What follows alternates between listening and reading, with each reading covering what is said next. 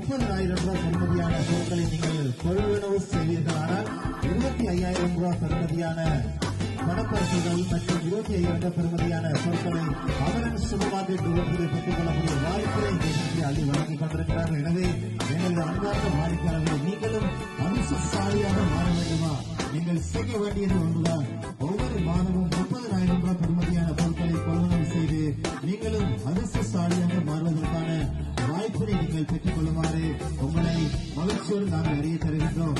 இலக்கமிட்டு 2ஆம் குழு தெரு கனகபுரம் கிளிநொச்சி என்ற முகவரியிலே தங்களது சேவையினை சிறந்த முறையில் வழங்கிக் கொண்டிருக்கிறார்கள்.